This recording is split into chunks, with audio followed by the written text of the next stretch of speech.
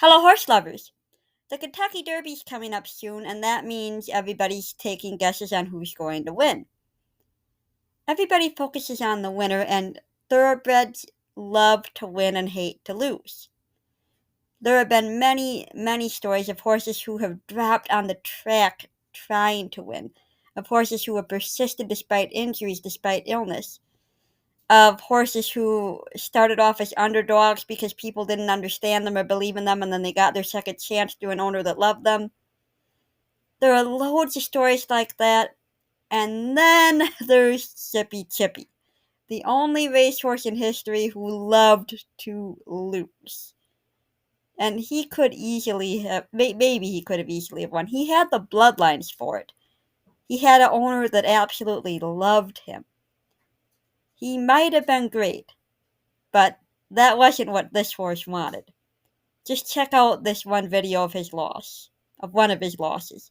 This horse actually lost 100 straight times. Zippy Chippy finishes last and ties the dubious record in fertility with 85 straight losses.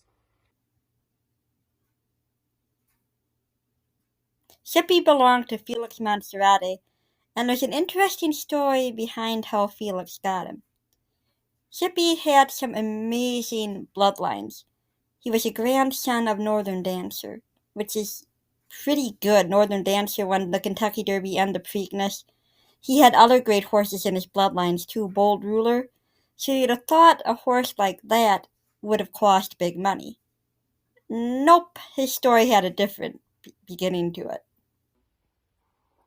You might think a thoroughbred with such great bloodlines might cost a lot of money, but Felix got Zippy Chippy as a trade-in on his 1985 white Ford van with 188,000 miles.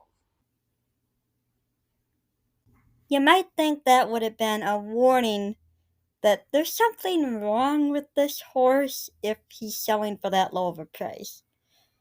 And Felix, of course, soon discovered that this horse is not gonna win any races. But that didn't change how much he loved him. Felix Monserrate is Zippy's owner and trainer and his faithful companion.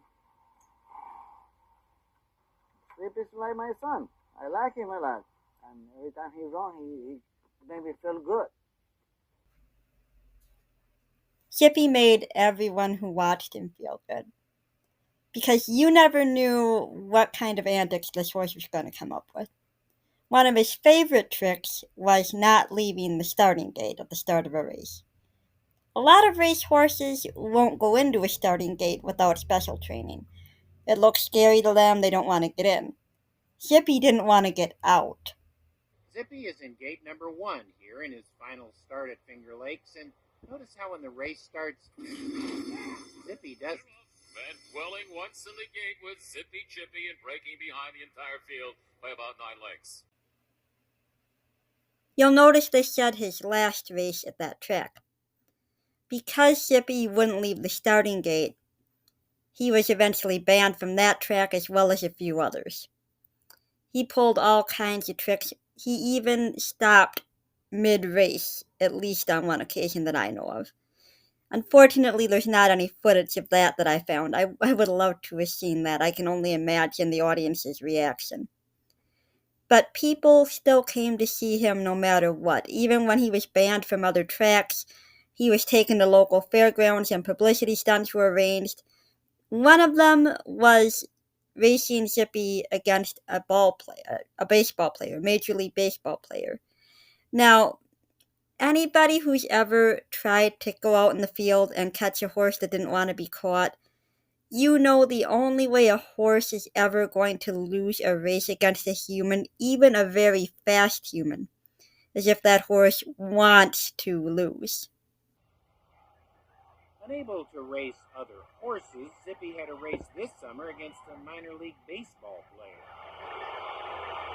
which Zippy unfortunately lost. Zippy actually did technically win 2 races. He was put up against another ball player the following year at a slightly longer distance, and this time Zippy actually beat the human. And another time he was put up against a standard-bred harness racer. Standard-breds don't gallop, they don't canter, they trot. So there was no way he could have physically lost that race. Even trying to, if he'd have pulled this trick of stopping mid-race, then he would have lost. But as long as he didn't stop, there was no way he was going to lose that race. But it's clear he lost because he wanted to. He had fun with that. Well, eventually he was retired from racing, and he had a brief career as a pony horse. His job, if you've ever seen during a horse race where a racehorse will be led onto the track by another horse, led up to the starting gate with another horse beside him, that was Zippy's job for a while. And eventually, of course, he was retired from running altogether. And eventually, Felix was already elderly when he got him. Eventually, Felix was starting to run down. He actually passed away before Zippy did, but before Felix passed away, he sent Zippy to old friends in New York. Now, I mentioned in another video talking about Silver Charm how Old Friends is a sanctuary for retired racehorses. Silver Charm was at the branch in Kentucky, and eventually they expanded to New York, and that's where Zippy Chippy lived out the rest of his life.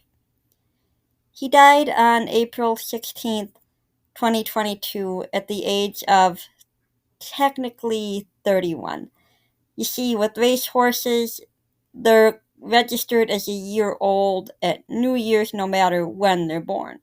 So you can have a horse technically registered as a year old when they won't actually have their birthday for a few months yet.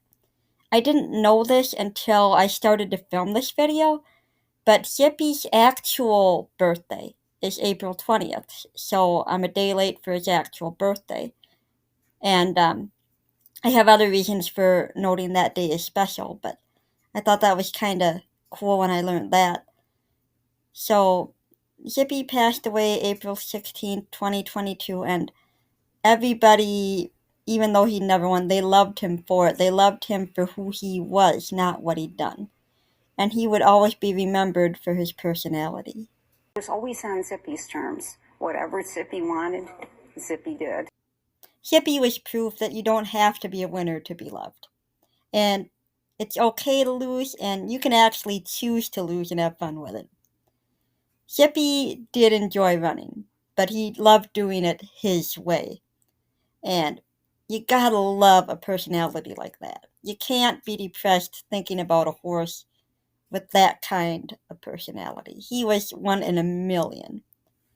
And I had a lot of fun looking up videos of him and learning more about this very special horse. I hope you've enjoyed this, and until next time, keep horses in your life.